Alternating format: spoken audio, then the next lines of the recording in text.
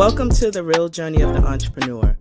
The journey of any entrepreneur begins with a decision, then writing down your vision, then the execution of that vision.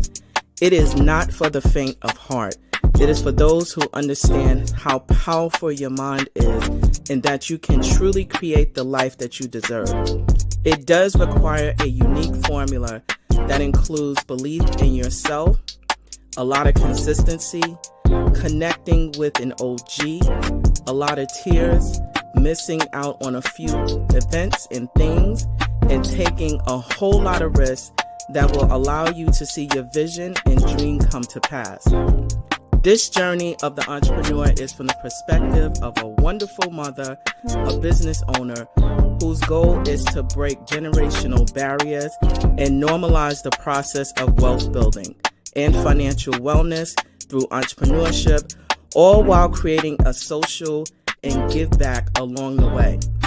I am sharing this journey with you and invite you to share this process with me. Let's do this together. It's my own, but you have to feel comfortable to own it. Yeah, absolutely. Right? I will always support you. Thank you.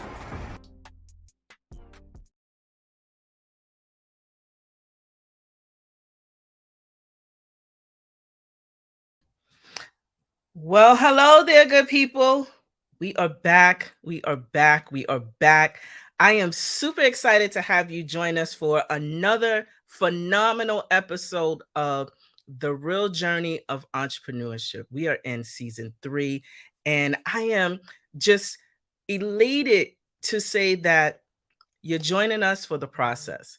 And so, with that, the journey of the entrepreneurship is one that I can tell you, being in this space, is one that is really, really not for the faint of heart.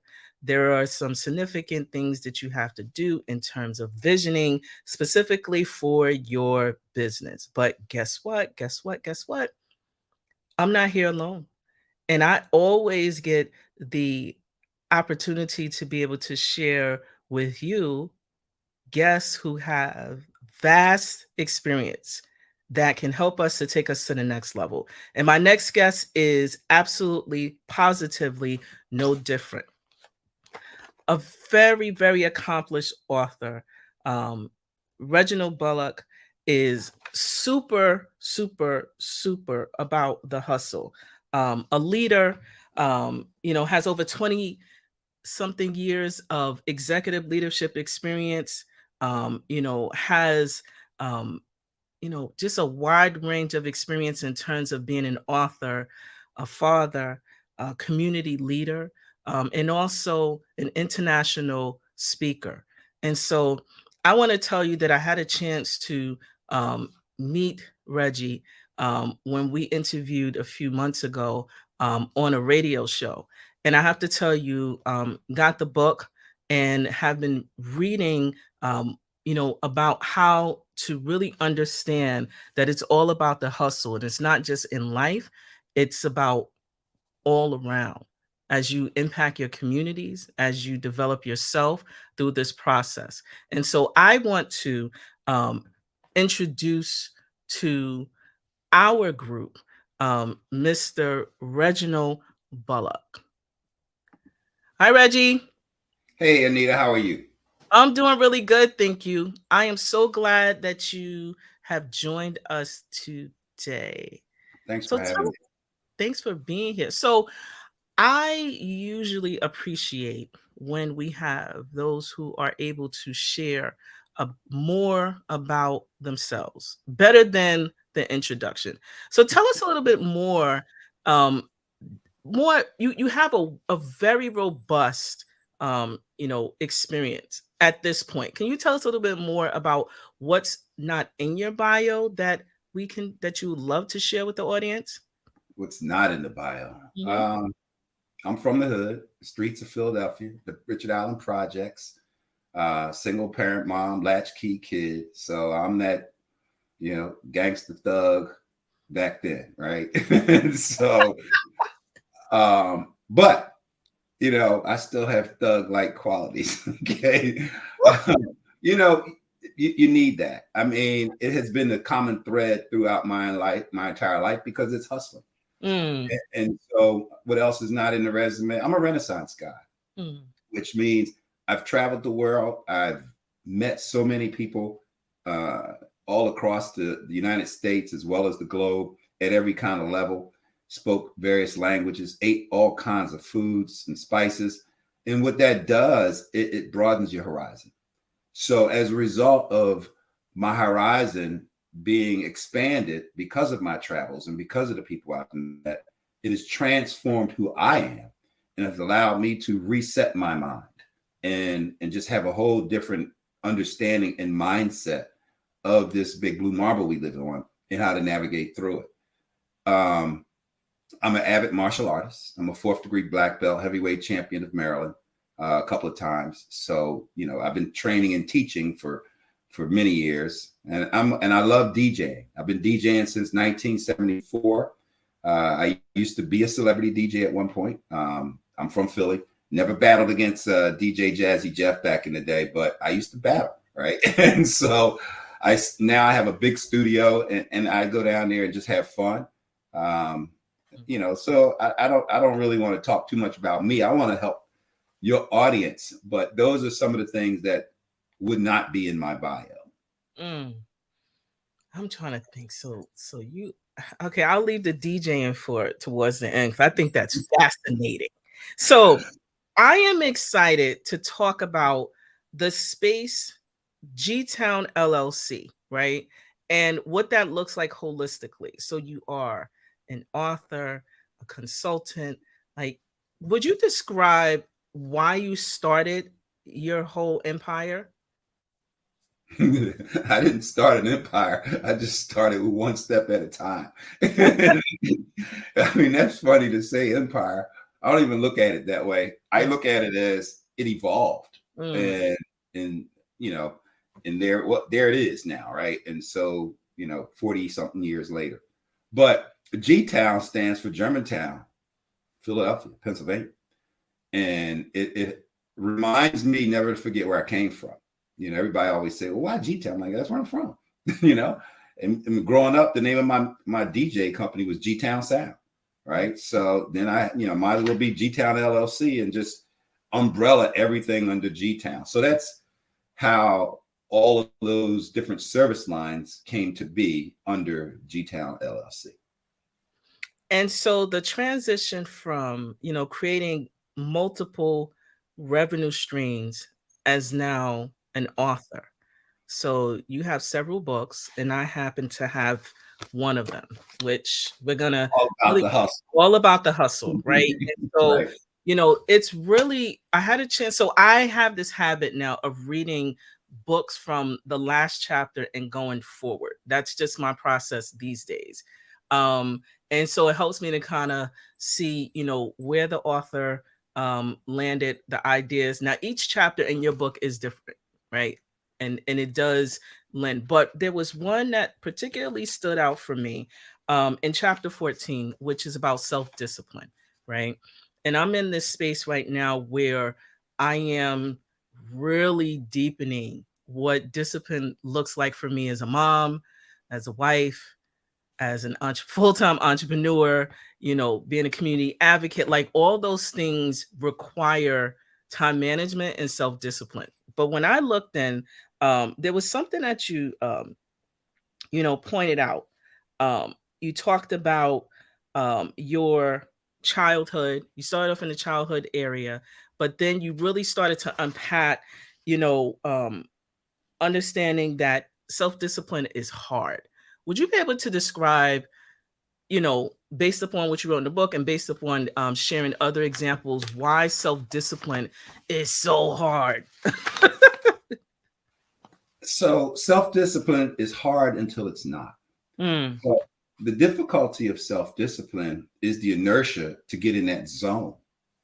And we're not raised that way. We're not taught that way. It's not necessarily intuitive for us. When we were growing up, somebody made our breakfast for us, made our bed for us, told us what time to go to school, and paid the bills, and so we didn't even have a clue that all of these things behind the scenes were happening that are requirements. And so the self-discipline is when you decide that you're going to take care of 100% of every requirement associated with you. And you're going to do it without the need of anybody telling you, showing you,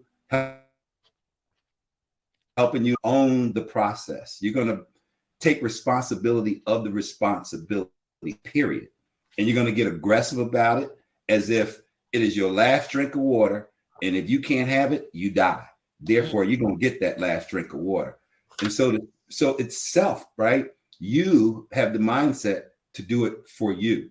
You choose a lot of things. You make decisions on a lot of things. You execute everything you think of. And that's hard because most people do come up with all kinds of ideas. I'm sure you, Anita, you have people come to you. You should try this. You should do this. You should write this. You should go to this company. They're telling you everything you should do. But the self-discipline is when they shut up and do it all themselves and then come back to you and show you what they've done. And so that's the hustle, right? Showing as opposed to telling requires self-discipline. And there are a lot of things you have to overcome. You know, we all have our demons, right? And so there may be things holding you back, strongholds and tugging on you to prevent you from going forward, to prevent you from succeeding. The self-discipline is to let all of that stuff go. The self-discipline is to say no to anything that is a barrier to your success. So it requires a lot. And it also requires you to know yourself, right? So self-discipline, you know, it sounds easy, self. But if you don't know who you are, then how can you have self-discipline?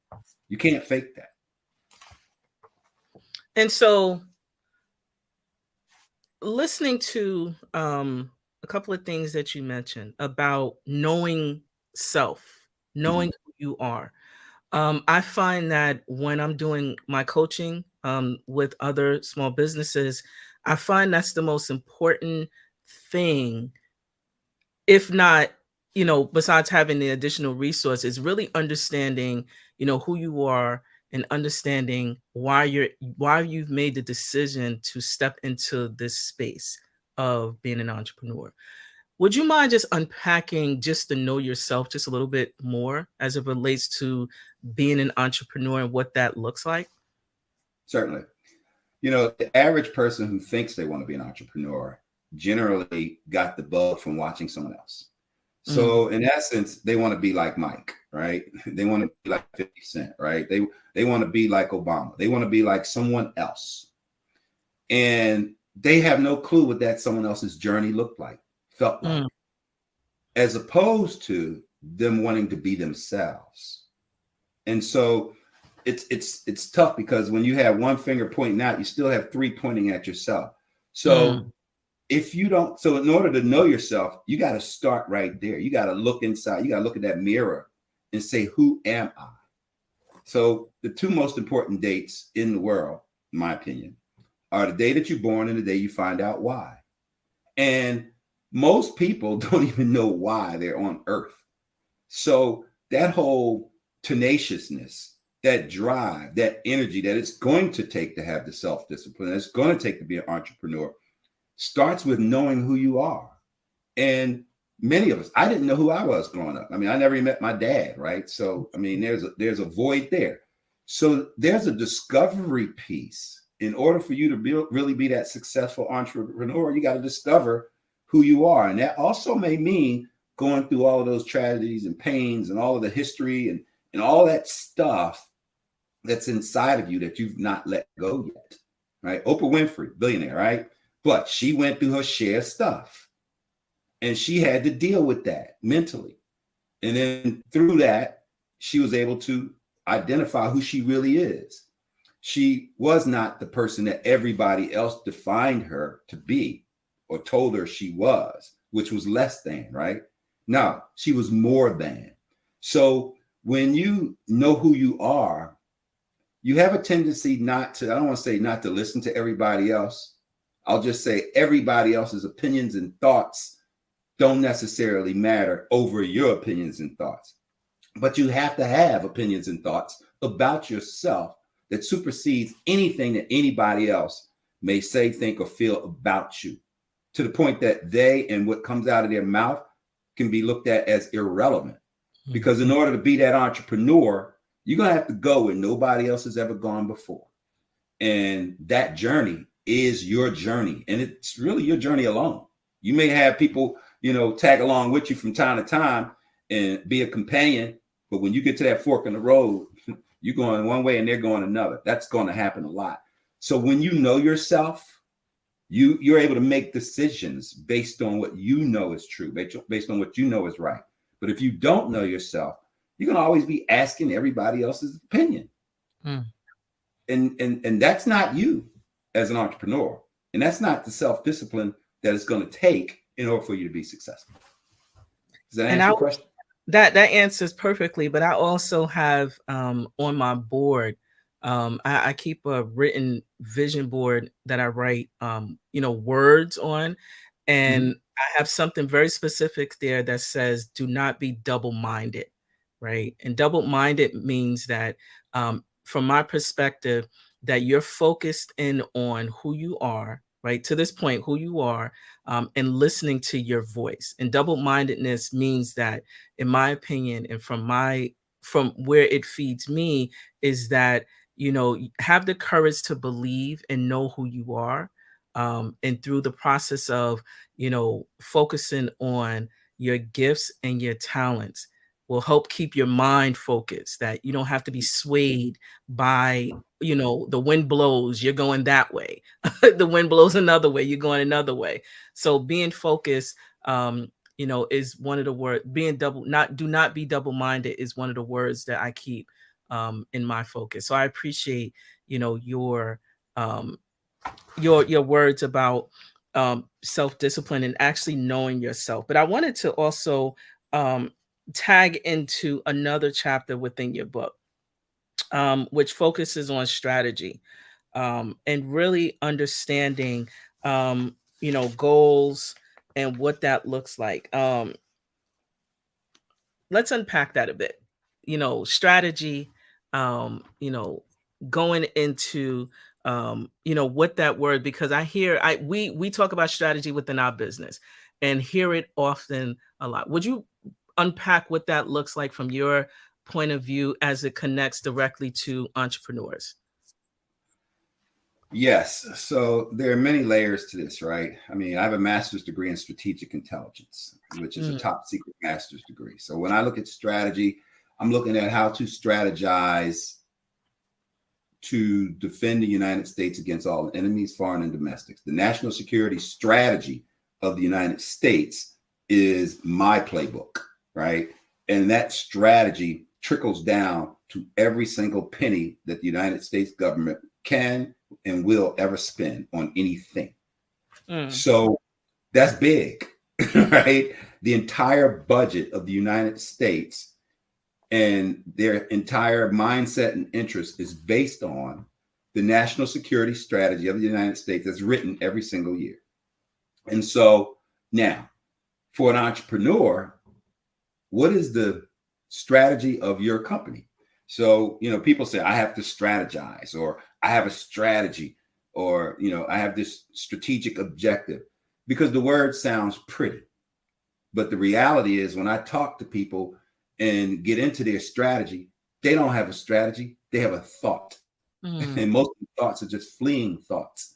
They might as well woke up from the dream and said, hey, I have a strategy. And my answer to them is, hand it to me. So if you can't hand me your strategy or email it to me or show it to me, you don't have a strategy. You have a thought. Now, what is a strategy? A strategy is part of your vision. You got to have a vision, right? So, but all visions are not able to be realized. And therefore, is your vision able to become true? So you got to think all of that through. That's part of the strategy, right? I have a degree in menswear design and marketing from Fashion Institute of Technology. I used to have all kinds of people draw stuff and say, can you make this? I'm like, I can't even design a pattern for this. You can't make a pattern for this. So therefore, you can't sew it together. It's impossible. So thinking through this drawing on a piece of paper and translating it into a pattern and then finally into a garment is strategizing the vision to execution. And therein lies where you have to have the the experience, and you talked about, relying on mentors and other people who have more experience, right? And coaches and whatnot and consultants. So in order to design your strategy, you have to have that information. And that information starts from the vision all the way to the outcome. Now, if you can't think all of that through, then it's going to be hard for you to write down your strategy. Back to all you have is a thought. But then even a strategy is a macro of the plan to execution. I always tell people, strategize. You have to have a vision, a strategy, and execution. So therefore, a business plan, right? That's just one thing, part of your business. Your finances, your budget, your income, your expenditures, your staff, your taxes, your invoices, the product or service that you're doing, the quality, connecting. All of these things require individual plans. Some plans can take 5 minutes to put together. Some plans can take 5 days, 5 weeks, 5 months, right? But the point is, at the end of the day, you might have 10, 15, or 30 different plans for different things. I said I was a DJ. All right. I have to have a plan of the music in the playlist, or if I'm going to do a party, right? I got to have a plan of logistics, right? To get there, set up, tear down, and leave. So you got to have all of these plans. But when you put all of these plans under one umbrella, that's called a strategy. So a strategy is not just a bunch of words, right? A strategy is a whole lot of plans put together. Now you have a strategy that you can actually say, okay, plan A, B, Q, and T will achieve this. Plan C, D, and F will achieve this. But the whole umbrella is you have a strategy to win. It's like the Super Bowl, right? I'm from Philly. The Eagles won. I'm just kidding. They won over every other team in the entire world except the Chiefs. But the point is, they had a strategy going in, and they executed elements of that strategy. And for the entire time that they were playing 4 quarters, they were picking and choosing different elements of that strategy. So for your entrepreneurs, I would be curious to see, do you have one element in your strategy? Do you have 10, 20, 100, 1,000? So either way, where are you in that continuum of achieving a strategy so that you can achieve your objective through executing your strategy? And that goes to the goals, right? Goals have to meet that SMART criteria. And everybody has different ways of saying it: specific, measurable, attainable, realistic, trackable, however you want to say it. The point is, if it doesn't meet that, it's not a goal. It's not going to happen. And therefore, you can have a whole bunch of things in your strategy that will never be executed, because it's impossible to execute a nebulous thought that's not specific, right? I'm going to be the president someday. All right, what's it going to take? I have a lot of people say, I'm going to be a lawyer. I'm like, okay, how many lawyers have you talked to? Do you know what it takes to go to law school? Have you taken the LSAT? Are you going to pass the LSAT?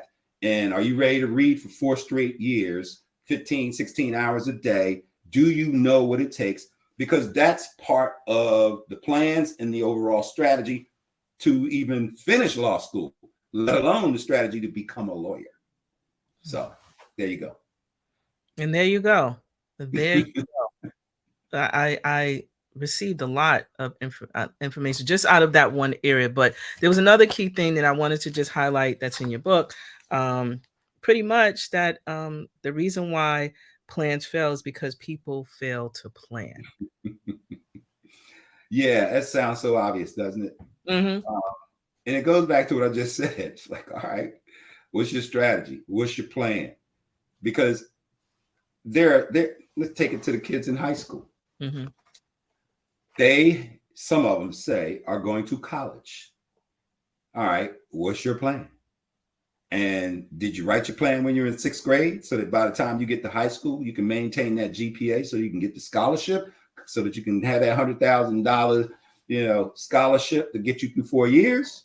Or are you just wealthy and you're going to write a check, what major you want to, I mean, all of those things require you to sit down and think through. And if you don't do it, then you're not planning anything. You just going for a walk, right? You just, and wherever you end up is fine because you had no plan. But then when you get to the 12th grade and you start applying to colleges and you don't get accepted to any of them, or you realize that you don't even have enough money to pay for, the SATs or to pay for the application because you didn't know it costs money, right? Or you're looking at some of these tests and you're like, oh God, I'm not ready for this. All right, you're in the 12th grade now. You have 5 years to get ready. But now all of a sudden you see what the reality is. Well, your plan has failed. your plan has failed miserably, and you out there. And that's the truth. And you got to deal with that. Why? Because you failed the plan. I used to be an Air Force recruiter, so I dealt with high schools. And I tell people, hey, in 6th grade, somebody told you, in 7th and 8th grade, somebody told you, go to school, get good grades, get a scholarship, go to college. You didn't do that. That was just a skeleton plan, right? What does it mean? Go to school, get good grades. What does that mean, right? You have to figure that out. And then whatever it takes to get good grades, you got to have a plan, a weekly plan, a monthly plan, put it in your Outlook, what time you're going to wake up, do homework, take tests. If you don't do well, get a tutor, whatever it takes. All of that's part of the plan.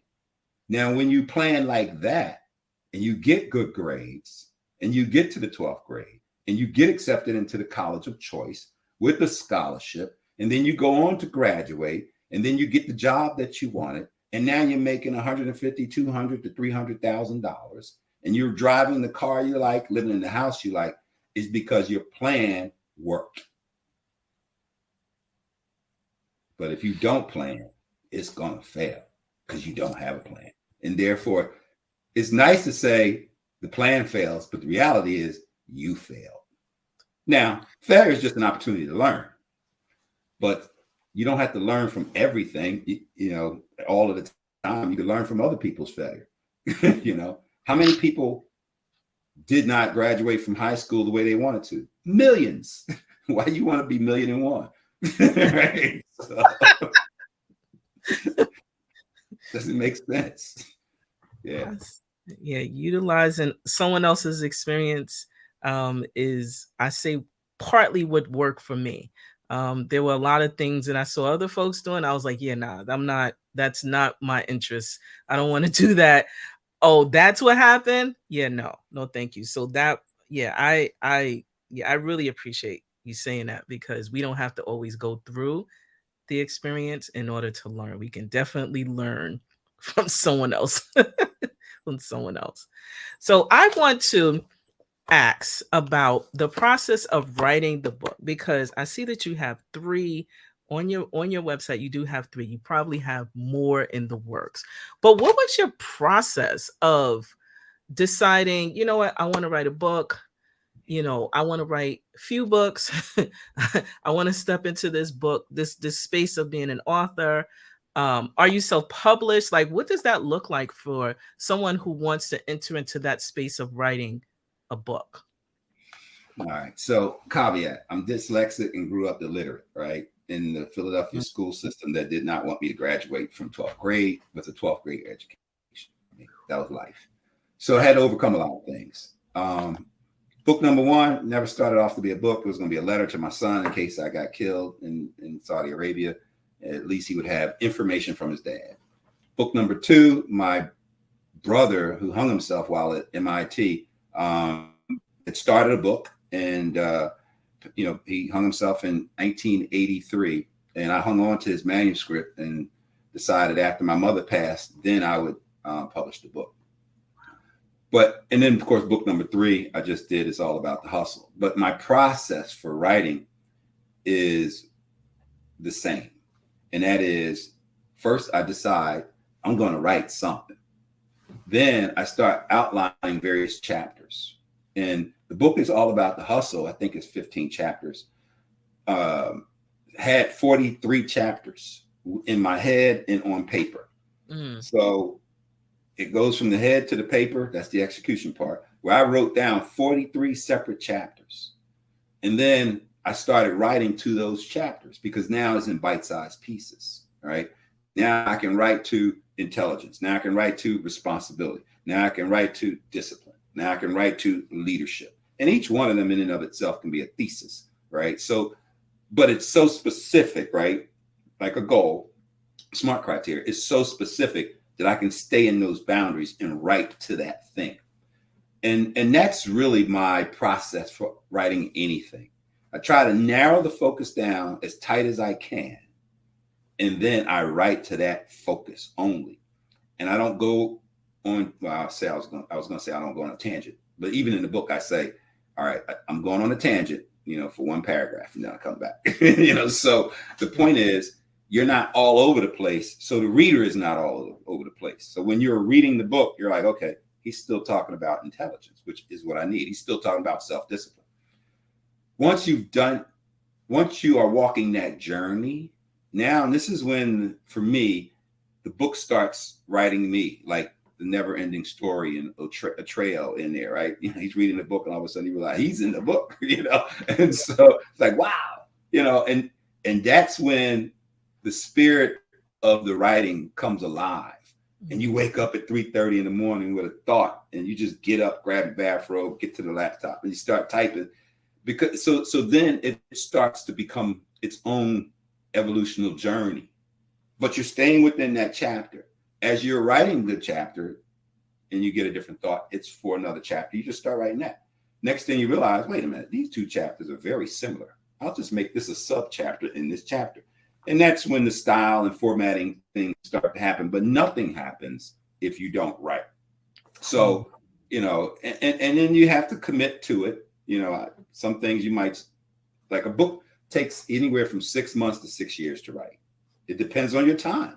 You're a mother, you're a wife, you're an entrepreneur, you're activist, and all of that. You, in order for you to write, it has to be in your schedule that I'm going to put in 5 hours a week, or on the weekends. I know I don't have no time, but I'm gonna get up at 4 a.m. and I'm gonna write till 7 a.m. Right. And then after that, I'll go do my life. So when you're doing that, you're making progress. And then you look at, oh, okay, I wrote 2,000 words. Next thing, oh, wow, man, I've written 12,000 words. Shoot, I'm at 20-something thousand words. I think I may have, this is looking like a book. And now you step back and really understand what you have. And then it just transitions to a mindset of, I believe this might be publishable. Right. So now you have to read what you wrote, right? That's the other process of you thinking it, writing it down, but now you are the reader. And when you read it, you're like, what the heck was I talking about, right? Or this is good stuff. This is not just a paragraph. I need to add this 2 more pages. I got a lot to say here. And you just go through the journey. Now that's writing. Publishing, altogether different story. Did you self-publish all your books? I did.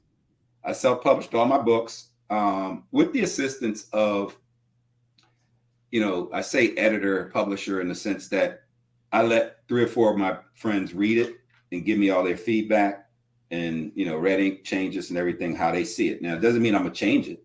Right. I want to hear their thoughts. And I'm like, all right, that makes sense. That doesn't make sense. Or I meant to say that. Or, wow, I didn't even think of that. Good point. And so then you redo all of that stuff. Then I give it to a professional editor, which is like Grammarly, right? Her job is to catch all of that stuff that a kid from the projects who was dyslexic and illiterate will never see, because my grammar is not as good as hers. That's what she does. She doesn't write it. She doesn't rewrite it, but she might give me a different perspective. First of all, she's a female, right? And she's white and she's from the Midwest. So I'm going to get a whole different perspective. She's like, Reggie, did, Kill a Nigga Day really happen in Philadelphia on June the 14th? I'm like, oh yeah, I experienced it. And she ended up crying because she said, that's not my experiences, right? But she doesn't get to tell me how to write it, right, or any of that stuff. But when she grammatically fixes stuff and moves words around or whatever, I'm like, oh, that's perfect, right? That's what I meant to say. You know what I mean? It's like it's right. There are three different it's, and I think three different dares, right? And three different twos, right? So she knows all that stuff to make sure when someone else is reading it, it's not hard to read because it's grammatically balanced. The publisher, their job really, and I call them the publisher, I'm the publisher, but their job is to just format the book, right? I have it already formatted in Word, but they know what the headings are supposed to look like on a page that's smaller than 8.5 by 11, and how it turns and what page should be blank. They know all of that stuff that makes it look presentable. The cover of the book, I get to design that, or I can collaborate with them, but anyway, they make it look pretty, right? But all of that's my responsibility. I'm the one that's coming up with the ideas, walking through it. That takes a little bit more time off of my shoulders to get completed, and that's the publishing. And then I'm curious about the code, the ISBN code. Like, do you have to purchase that as well as a part of your process, that you own it, or does that come from another space or another? So yes and yes. So when you publish a book, there are several companies out there that you have to register with, right? And we're getting into the admin piece of it, but it's just like ASCAP, BMI, TuneCore, right? So there's the behind the scenes entities that will make sure your book gets out there to 1 billion people worldwide, or they also assign ISBN codes because that's the money piece, that royalties and things like that, and they track all that. So it's almost like it's not a copyright, but it's similar to an office that tracks your piece of work, your product. So my publisher will go into my account. I'm the one with the account. So my publisher, I give her my password. She goes into the account and does a lot of that administrative stuff for me. I read through it. I'm like, yeah, send, right? So, or I could do it. I just don't feel like it. Plus, she does this, right? So I'm like, here's my password. Go in and then let me know when it's ready, right? Including pricing of the book, right?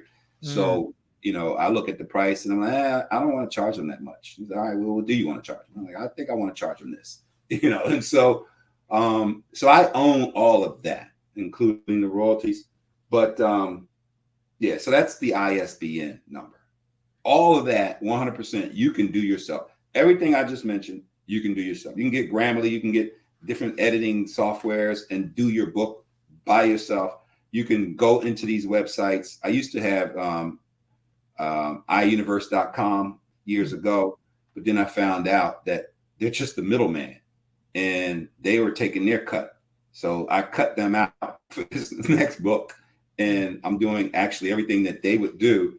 And I realized I'm making 60% more revenue and not doing anything different. So I may take my other 2 books and republish them under a different process and cut iUniverse out totally. I already reached out to their legal department and told them that I want to do that. And I said, let me know if there's anything that's a violation. They said, no, you're free to do whatever you want. It's your book. You're the publisher, right? We don't own anything. You basically give us permission to represent you and to sell your book and do all these things, but everything that we do, you can do. And if that's what you want to do, fine. Just change the ISBN number if you want to, or else you'll have 2 books out there competing with each other. So does that answer your question? No, that's super helpful. But I like the fact that you said I own everything. I think that is there's like a song in my head that says that, own your own stuff. I use another word, but own your own stuff, because that way you can really pass it down to, your family, your children, your children's children. To me, that's a part of, I consider, legacy building. And I was so excited to hear that you own. There's ownership in something. So it's really important. I'm glad that you mentioned that. So we're almost wrapping up our time is moving so rapidly when you are having fun. But before we check out, I wanted to have you just share um, some realistic tips because you've been phenomenal in terms of like sharing tips. What are the four things that you can offer to those who are first thinking about jumping into the space of entrepreneurship? Two, some realistic tips that can help them to navigate self-discipline. Three, really thinking about how one who wants to be an author, how they can create social impact. And four, your legacy that you want to leave in this space. Okay. So step one, research, right?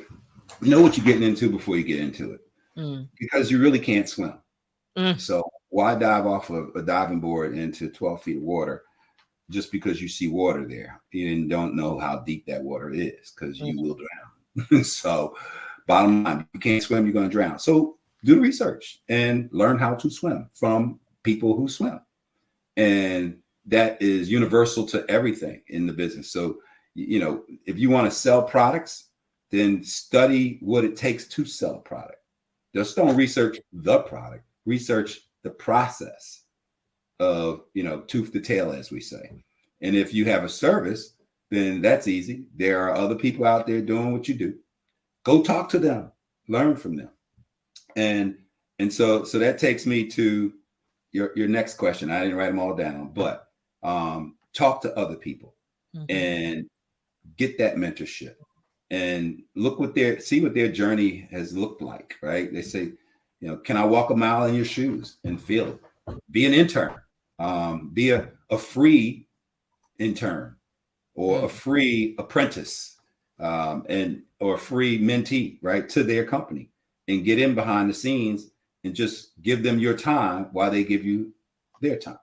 Your time may be worth $20 an hour. Their time may be worth $500 an hour. So when y'all together, you're getting more than they are. So the tip is to also listen when you're doing that. So many people go in with preconceived notions, and they only want to receive what they think they need to receive. And they miss all of that other stuff because they're just narrowly focused on hearing certain things. And when that person who's trying to help you is communicating the whole wealth of the toolbox, then, shoot, take every single tool they have and be respectful about it. So I know about the legacy piece, but the third piece, I don't want to blend it. What was mm, that again? The question of the third piece. I think that in terms of, the entrepreneur going after the money in this mm. whole transition, or not the money, but the book, when you said publishing for, not legacy, but for your Social community, impact. right? Social impact. Um, I think that's premature. Like, Mm, there's millions of books out there that speak to a lot of different genres. You don't know necessarily what that person's gift is or what's inside of them until it comes out. So the book they write may very well be applicable for social impact, and it may not be. You don't know that. But to preconceive that it's going to be social impact could be just like saying you're going to be a lawyer when you were meant to be a musician, right? And so now you are being directed what to write. Well, that's what school's for. You're not in school. This is your book. You own it. You can do whatever you want and say whatever you want to say. Now, if your heart and spirit and soul is about social impact, then that'll come out of you. But if it ain't in you, it's not coming out of you. Not, at mm, least not that moment. Maybe in your next book, or maybe you've not walked that journey to allow you to understand that making a difference and having that responsibility for others is part of your requirement or social responsibility. You don't know that yet. Maybe 10 years later, you'll know that, right? You're still walking your journey to get there. How many ministers and preachers and bishops out there, from the hood, used to do all kinds of stuff that, they don't want everybody to know, right? And then all of a sudden they got the calling, and now, they have a mega church, and they're saving souls. But tell them at age 17, your job is to save souls. No, my job is to save me while I'm stealing this soda bottle because I'm thirsty. So, and so, the point is, it's just their journey. And I never direct anybody in any direction when it's their journey. The only thing I do is say, how can I help you along your journey? And if they let me in, then of course, they're going to be exposed to things that will give them the mindset of social impact. But that's for me setting the example for them to see. And then they are making the choice later on if they like what they saw and they want to do that too. That's exposure. As far as legacy, so a couple of things. One, my daughter's journey is her journey. My son's journey is his journey. They both have LLCs. He's a music producer in IT and MBA and all kinds of other credentials. But she's 34 and he's 33. So they're grown, and therefore their choices are their choices. The only time I step in is if they ask me for advice. I don't freely give them advice unless they ask for it, because they're grown and they're my children. So you're probably not gonna listen to me anyway, right? And therefore, unless they ask me, I just watch them walk their journey, and they'll get there because it's in them. And in terms of the legacy piece, I don't know if I necessarily do everything in mind for legacy. Now, the books that I write, it is historic information that my grandchildren, great-grandchildren, and everybody else will be able to read to know that at this point in time, Reginald L. Bullock, who's my bloodline back in the 2000s, said this thing, right? It could be 2121. It could be 2222, the year, right? And so it could be 200 years from now. I, in this point in time, made a historic footprint that will always be there. That's legacy. The CDs that I produce and the music and all that kind of stuff and all of the videos, right? I have hundreds of videos. That's legacy. In terms of wealth, if that's also part of the question, generational wealth, I hear that word thrown around a lot. I have hustled for every penny I have, and generational wealth is not always monetary. Although everybody thinks it is, right? I'm supposed to leave $1 million to my daughter. All right. I've left her capability. I've left her my blood, my DNA. I've left her with training and education and development. She has a solid foundation to stand on for the rest of her life. So that's, to me, generational wealth. It took me many years to learn what I know to be able to pass it on. So I've given them currency at a level that gives them independency, and it doesn't necessarily have to be monetary, because often you give people money and they don't know what to do with it, or they do the wrong thing with it. I mean, look at these kids now. Most children by age 18 have never paid for their own cell phone. So you give them, $100,000 and they've never paid for their own cell phone, their own utilities, or anything, right? They never had to get that money. Well, this is just an allowance. At $100, $100,000, $1 million to them, they treat it like an allowance, and therefore they receive it, and they didn't earn it. So what do they do with it? What they always do with money they don't earn. They blow it, they spend it, right? So I don't necessarily believe in that. Now, if later on, they'll have access to the royalties, right? For in perpetuity for 50 years or more. Every year there's going to be royalties coming from my books and things like that, whether it's $10 a year or $1,000, whatever, right? So they can have that. But they also have the administrative responsibilities along with that to deal with taxes and everything else. So they may not want all of that, right? Shut the whole thing down. So I think the legacy piece for me is the wisdom, the knowledge, the experience, and everything else that when I give it to them, or if they possess it, you can never take it away from them. I don't know. I don't know that I appreciate all of that. Have not heard someone respond to that question in such a deep and thoughtful way. So I want to thank you for that. But I'm curious about the DJing, right? Because that's like, what's your favorite playlist, your favorite genre that you play? What does that look like? Because that's like, when you say Renaissance, I think that's like amazing. So I started DJing in '74 on turntables, right? Mm. I used to make 8-track tapes and sell them before I sold real mixtapes. Those were real mixtapes, and cassettes were real mixtapes. So this stuff they're talking about now, mixtape, and like, hand me the tape. Kind of like strategy. Show me the strategy. If you can't hand me the tape, then what's coming out of your mouth? Do you even process what you're saying that's not a fact and it's not true? You have no mixtape. I'm going on record to say this. I hear everybody say, I got a mixtape, I got a mixtape. No, I have mixtapes, and I can sell you one, show you one, give you one, and make another one. Can you? No. So, and where do they take all that? From us. So the Renaissance and the DJ, I've been doing it since 1974. I still do it. I have a huge studio. I have 4 turntables and 4 controlling stations, and 20 something speakers and amps, and I have all that stuff, light systems, you name it, in a 16-foot trailer to go anywhere, outdoor, indoor.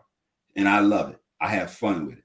Genre, my favorite genre. I don't really know if I have a favorite genre. I grew up in R&B, right? And then I grew up during the era of rap before it became hip hop. So, I know the distinction between rap and hip hop. And hip hop is now culture, but it all came from rap. Rap is the grandparent, hip hop is the child. Wow. And so genres, to me, it's good music, right? John Denver, Country Road, Take Me Home. I love that song, right? And so there's just so many different songs. So you have an artist who makes music, and hopefully she or he or whoever they are will make it from the heart and soul. And so you are receiving a beautiful piece of work from them. That's not a genre. Industry calls it a genre. Businesses call it a genre, so they can categorize and sell it. So if we did away with every single name and term and genre in the world, and we just had music, now the question is, what do you like, right? So I like them all, man. I mean, I love the 77, 72 beats per minute zone, of hip hop. And I love the zone of, about 87 to 108 zone beat per minutes, for those who they're like, what is he talking about, right? For funk, funk and the groove. But then when you get in that zone of 111 to about 115, that's that settle in, I can dance for 5 hours zone, right?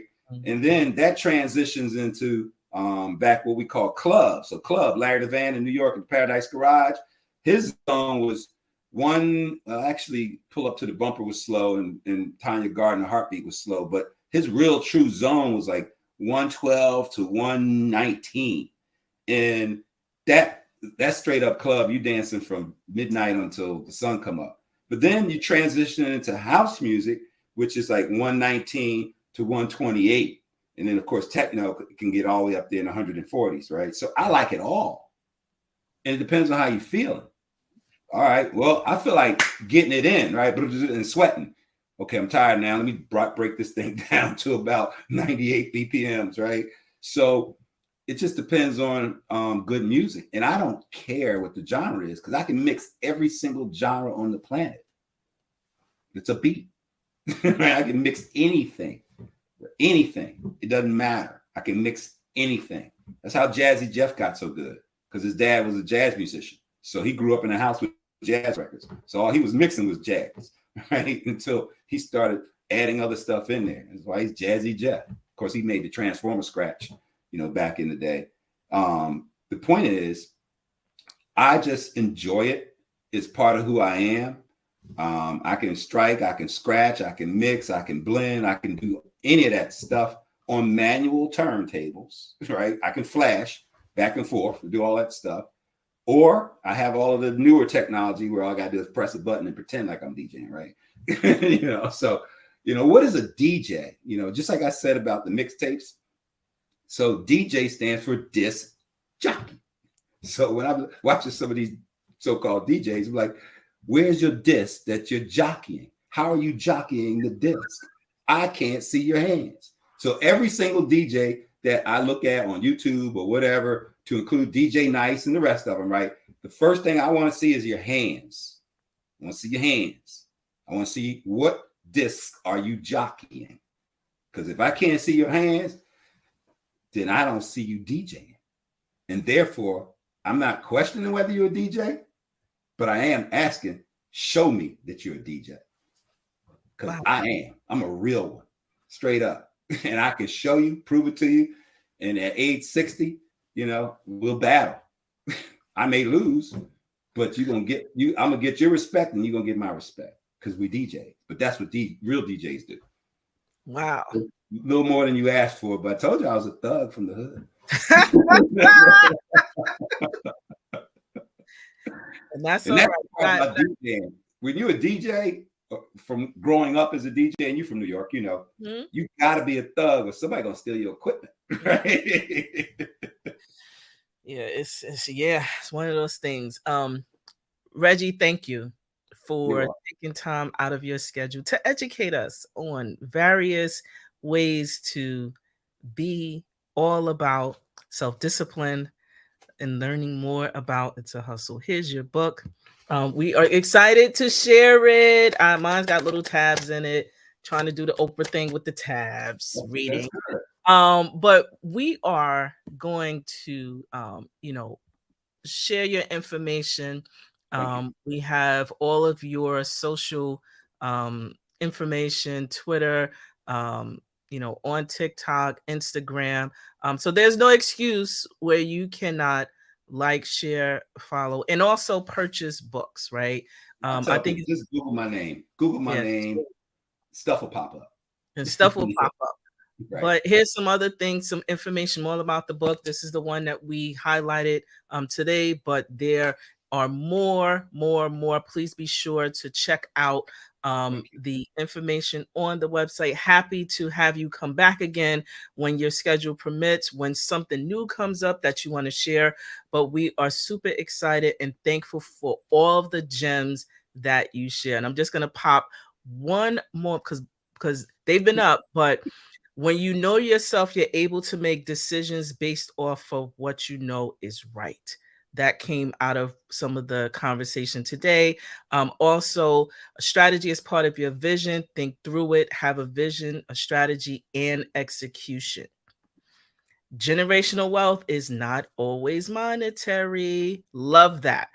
And also, if it's not in you, it's not coming out of you, walk your own journey. Those were the highlights. Thank you so much. We look forward to having you back again and again and again. Please keep us informed about anything up and coming. Thank you so much. I will, Anita. Thank you. And thank Manny as well. I appreciate you. All right. Thanks. Take good care. All right. Be blessed. You too. So there you have it. We have another phenomenal, rich episode. You cannot tell me that you did not get all of the gems out of that specific episode. Please be sure that you like, share, and follow Reggie.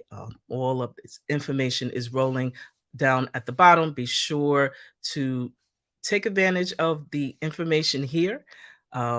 Check out the website and also be able to support. Want to say thank you all for joining the show today, the journey of the entrepreneurship.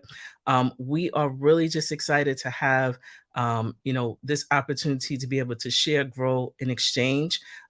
This is a part of what we believe in terms of closing information to our business owners and to everyone who watches the show. So on that note, I want to thank you so much for joining.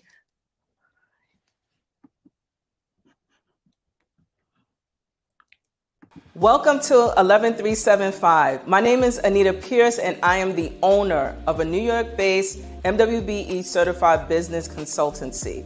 We focus on business education for startups, and we also connect mid-sized companies, corporations, community-based organizations, and government agencies to foster affordable solutions that will allow your business to flourish.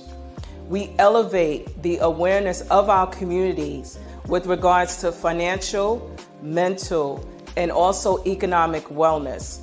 Some of our services include project management, training and facilitation, stakeholder engagement, and also advocacy within the business community.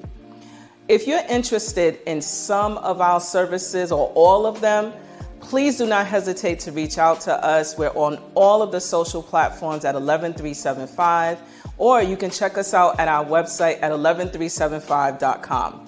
We look forward to supporting you and your business goals.